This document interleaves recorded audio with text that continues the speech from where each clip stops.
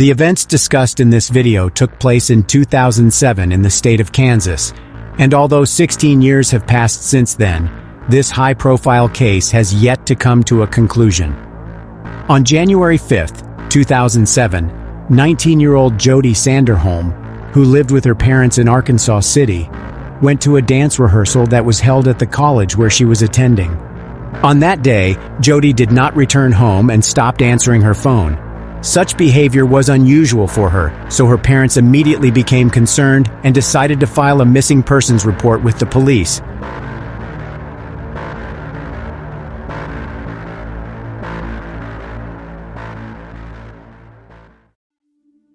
Jodi Leanne Sanderholm was born September 26, 1987 in Arkansas City, to Brian and Cindy Sanderholm. She was the third child of her parents. She had a brother called Jason and a sister called Jennifer. From a young age, Jodi was fond of dancing, and although it played a large role in Jodi's life, she also did not neglect her studies. She was one of 4 valedictorians in her graduating class. While in high school, Jodi was a member of the National Honor Society, a Kansas State Scholar, a Kansas Board of Regents Scholar, and earned the Outstanding Physics Student of the Year award presented by David Steinemetzy. She was a member of the Ark City High School dance team for 4 years. 2 of those 4 years, she was the captain. Jodi was a member instructor of Ark City Dance and a Universal Dance Association instructor. After high school, she attended Cowley College where she studied pre-pharmacy. While at Cowley, she was a member of the Cowley Tigerette dance line. In 2007, the population of Arkansas City was about 12,000. Jodi's parents, like probably other locals, thought it was a good and relatively safe place to live and raise children. However, after Jodi disappeared and the details of what happened to her became known, many began to realize that safety was only an illusion and that the man was the most dangerous beast. On the morning of January 5, 2007, Jodi drove her car, a Dodge Stratus, to college for a dance rehearsal that was scheduled to end at 10:45. After the rehearsal, she intended to return home. Cindy called her daughter's cell phone several times, but she didn't answer, which was highly unusual.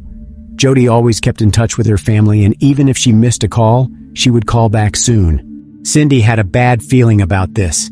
She decided to get off work and go home to see if Jodi was all right. When she arrived, she immediately noticed that her daughter's car was not in front of the house, and this only increased her anxiety, because Cindy knew that by this time, Jodi should have been back from rehearsal. Upon entering the house and looking around, Cindy realized that Jodi had not returned home. Her dance uniform, which she put in the washing machine when she returned from rehearsal, was not there or in the hamper for her dirty clothes. The shower stall was dry, although Jodi always showered after dance class. It soon became clear that Jodi had no contact with her father or older sister Jennifer either. She had an appointment at noon, to which she never showed up. Cindy and Brian began calling their daughter's friends, hoping to find out where she might be. But after the morning rehearsal ended and Jodi left college, none of her friends saw her. That evening, the college dance team was scheduled to perform at a basketball game, with a routine of which Jodi was the choreographer. She wouldn't have missed it of her own free will, but she didn't show up either. At about 6 p.m., still unable to learn anything and without waiting for their daughter to return home, Cindy and Brian contacted the police and reported her missing. Officers from the sheriff's office immediately put together flyers depicting and describing Jodi, began to inquire about her last known whereabouts, and put out an APB on the vehicle she was traveling in. The police learned from Cindy and Brian that Jodi had a boyfriend she had been dating since high school. His name was Colby Wilson. When contacted by phone, he reported that he had been at his brother's house in Texas for several days. The police quickly ruled him out as a potential suspect because his stay in another state was confirmed. The next day, January 6th, was very eventful. Lori Leglighter, Jodi's best friend with whom they had been friends and danced since high school, provided the police with important information. They both enrolled at Cowley College, where they went on to study dance. Lori reported that she left work at Sirloin Stockade in Arkansas City around 10 p.m. Tuesday, January 2nd, and noticed a light blue car drive by the restaurant several times as she left. On her way home, she noticed a car following her in her rearview mirror. "I thought something strange was going on," Lori told the detectives. She decided to see if the car behind her was really following her, so she started turning onto different streets. The driver of the car behind her was doing the same thing, and it really scared Lori. She drove to the local police station and parked next to it, thinking that the stalker would leave her alone. She didn't see him after she stopped, so she drove home again. However, she had to go back to the parking lot near the police station because she saw the car chasing her again. Lori sat in the car for a while before driving home. She told the detectives that she didn't go to the station because she thought it was someone else's stupid prank, but that wasn't really all. On Friday, January 5th, the band Tigerette Dance Line was rehearsing at the college. According to Lori, she and Jodi got there around the same time and, as usual, parked not far from each other. Lori spotted the light blue car again. What's more, she recognized the man behind the wheel. It was a local resident, 23-year-old Justin Thurber. Lori did not know him personally, but had seen him several times in the company of his older brother and his friends. Lori and Jodi left practice at the same time and were supposed to meet up later, but Jodi never showed up for that meeting. Soon, several members of the dance team revealed that they, too, had seen Justin near the college during the past week. He always sat in his car in the parking lot and just watched. Within the first 24 hours of Jodi's disappearance, police had driven all over the city, but could not find her car. Arkansas City is surrounded by fields and wooded areas. They brought in a fixed-wing aircraft to search the area from the air. The car was more difficult to hide than a person because of its size, so the police hoped to be able to see Jodi's car from the air.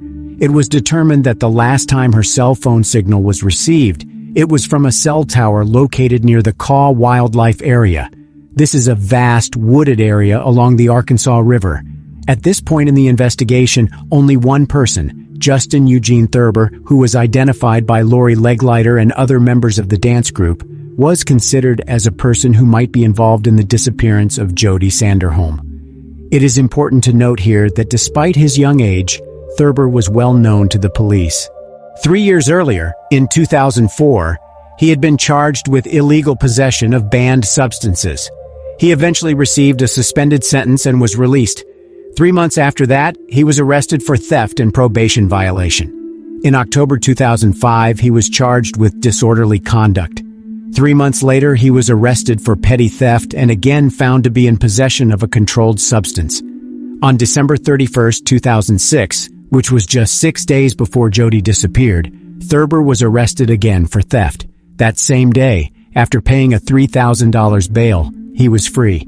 Having had a merry New Year's Eve, the next day, January 1st, he began impersonating a police officer and disrupting public order.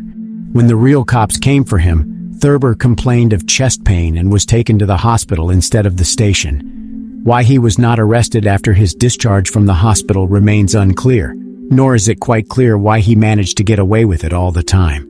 A relative of his who works for the Cowley County Police may have contributed to this, but that's only a guess. That same day, January 6th, a police officer saw Thurber's car, a light blue Cadillac, parked outside his parents' house and decided to talk to him. His father invited the officer into the house. When the police officer asked Justin where he had been yesterday, he said he had driven his car to Winfield, a town about 13 miles outside of Arkansas City, in the morning. There, according to Justin, he met up with his friend and two of his friend's buddies, whom he did not personally know very well.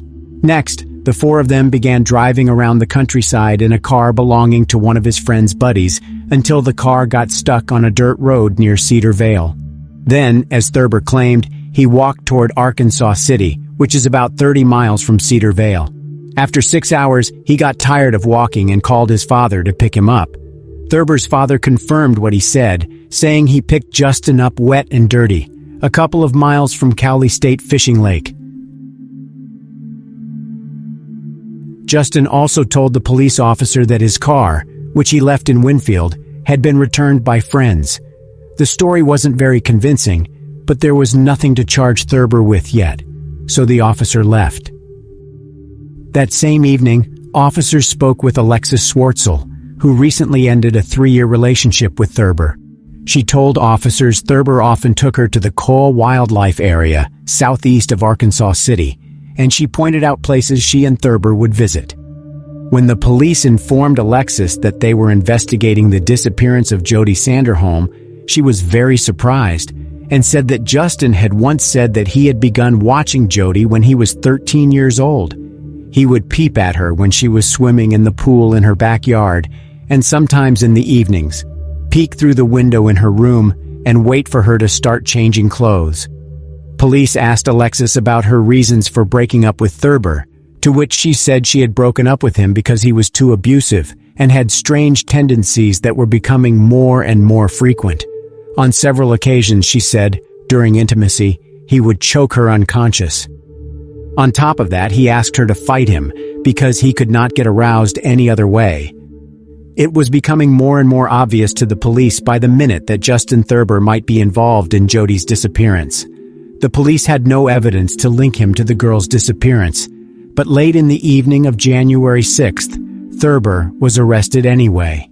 Detective Eric Mata arrested Thurber on bail revocation and suspicion of criminal trespass because the investigation into Jodi Sanderholm's disappearance revealed that Thurber was on the college campus, where the detective believed Thurber should not be.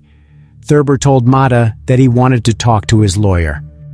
At the same time, police officers arrived at Justin's parents' house with a search warrant. The officers took the shoes Justin had been wearing the day before when his father picked him up. The shoes were wet and were drying on a towel. Thurber's father told police he helped his son clean the mud off the shoes.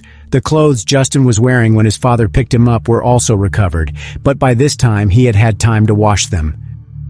The next day, January 7th, searchers trained to identify human activity in rugged terrain set to work in the Cole Wildlife Area.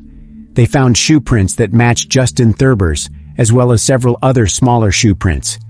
As darkness fell, they decided to continue the search the next day.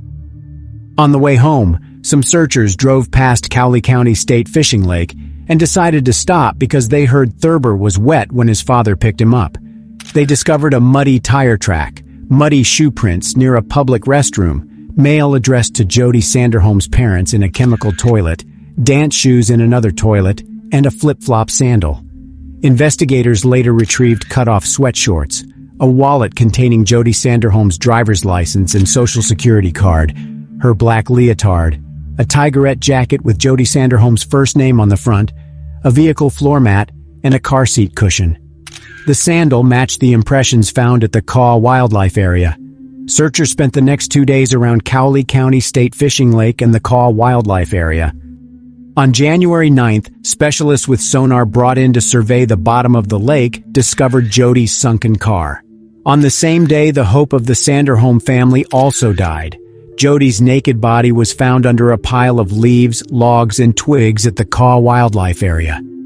Authorities found DNA evidence linking Justin Thurber to both Jodi's car and her body. The car had been in the lake for more than 3 days, so police feared that the water that filled the interior had destroyed all evidence. That was partly true. Forensics spent a great many hours before they found a short hair in the interior. Terry Melton, director of the Forensic DNA Testing Lab, ran mitochondrial DNA tests on the hair found on the driver's seat of Jodi Sanderholm's car and concluded that it was almost certainly Justin Thurber's hair. Barbara Leal, an employee of a private DNA testing company, tested samples taken from Jodi Sanderholm's right biceps and right side of her chest. She concluded that Thurber could not have been excluded as a participant, although 99% of the population could have been excluded. Cell tower data showed that on the day Jodi disappeared, her phone and Justin Thurber's phone were in the same areas at the same time. Lori Leglighter, Jodi's best friend, said she saw Thurber in the college parking lot the day she disappeared. When the police looked at the camera footage provided by the college administration, they were convinced that Lori was telling the truth. Thurber was in the college parking lot at the same time rehearsal was going on, and he left that parking lot at the same time as Jodi. The tape showed that Thurber followed Jodi in his light blue Cadillac, Based on the fact that letters addressed to Jodi's parents were found near the lake, investigators speculated that Thurber had followed Jodi from the college to her home, and when she got out to retrieve the letters from the mailbox, he attacked her, pushed her into her own car, and drove her away. That theory was confirmed when a shoe print identical to the sole of Justin Thurber's sneakers was found next to the Sanderholm family mailbox. As previously mentioned, footprints of Thurber's shoes and smaller shoe impressions were found at the Caw Wildlife Area. It was determined that these were the footprints of Jodi's shoes found at the fishing lake along with her other belongings. Thurber's footprints and Jodi's footprints in the preserve were located side by side. Walking along them, at one point the searchers saw that Jodi's footprints were interrupted, and Justin's footprints went deep into the woods. This meant that he was carrying the girl further on his own. His shoe prints were also found where the body had been found. All three of the people Justin said he had been with the day of Jodi's disappearance denied what he said. They had not seen Thurber that day, which meant his story about the car being stuck near Cedar Vale was a fabrication. The three officers drove Thurber to Cedar Vale so he could show them where he said he was. Thurber was unable to determine where he said the car was stuck. Back at the police station, Thurber volunteered to take a polygraph test.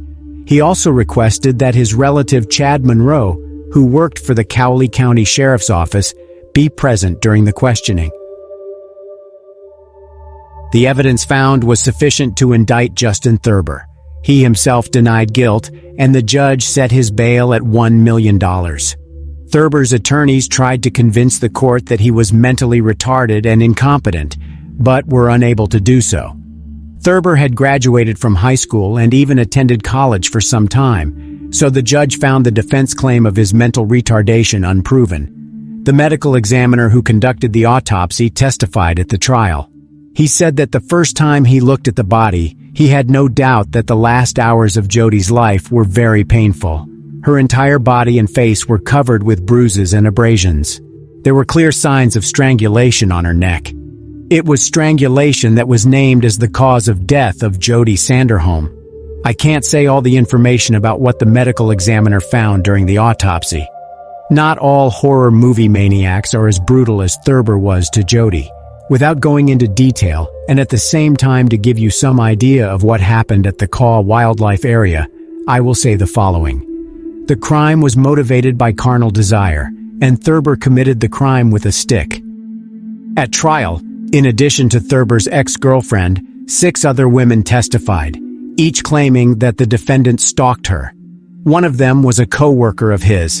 In one case, she even had to call the police to have an officer walk her to her car after work. It was already dark, and she was afraid to go to the parking lot because she saw Justin waiting for her. Earlier, he had left a rose and a note under the windshield wiper of her car, saying he liked her and wanted to get to know her better. Several witnesses said they saw Jodi Sanderholm's car on January 5, 2007. Kari Morris, a friend of Jodi's, noticed that Jodi was sitting in the passenger seat as their cars passed each other in Arkansas City shortly after noon. Morris reported that the man behind the wheel of Jodi's car appeared to be a large man. She called Jodi's cell phone, but received no answer. 2 other women reported seeing a vehicle that looked like Jodi Sanderholm's car while driving on a dirt road south of Arkansas City around 3 p.m. One of them said the driver was Thurber and identified him in court. On February 17, 2009, the jury reached a unanimous verdict, finding Thurber guilty on all counts and recommending that he be sentenced to death. Realizing what sentence the judge would hand down, Thurber tried to negotiate a plea bargain. His lawyer told the prosecutor that Justin would plead guilty if he were not given the capital punishment. Jodi's family opposed such a deal. The presiding judge took the jury's decision into consideration and sentenced Thurber to death by lethal injection in March 2009. In 2008, the state of Kansas signed the Jodi Act, which, among other things, expands police authority over stalking suspects and expands the list of actions that can be considered stalking. Since the sentencing, Justin Thurber has not abandoned his attempts to appeal the court's decision. His attorneys are trying to prove that Thurber is mentally retarded. In 2018, the Kansas Supreme Court postponed Thurber's death sentence, citing a Supreme Court of the United States ruling that the execution of defendants, even those with mild developmental disabilities, is unconstitutional. The Sanderholm family said a competency hearing was held during the original trial, and Thurber was found to be fully competent at the time. Jodi's mother, Cindy Sanderholm, sat in the courtroom 11 years after her daughter's passing. She said that Thurber had written letters to other girls while in prison, and this should show that he was competent. "That's sick. It's just sick," Cindy said. "It tells you that he is competent enough to reach out to people and write letters. He knows what he is doing. I'm sure Jodi, pleaded for her life, and he didn't give it to her. She didn't get a second choice. She didn't get a second chance," she added. In August 2021, the Kansas Supreme Court issued an opinion announcing that a state law passed in 2020 allows Thurber, who is appealing a death sentence, to seek appointment by the Cowley County District Court of an attorney to assist in post-conviction DNA testing. Thus, even 16 years after Jodi Sanderholm's passing, the final word in this case has yet to be spoken.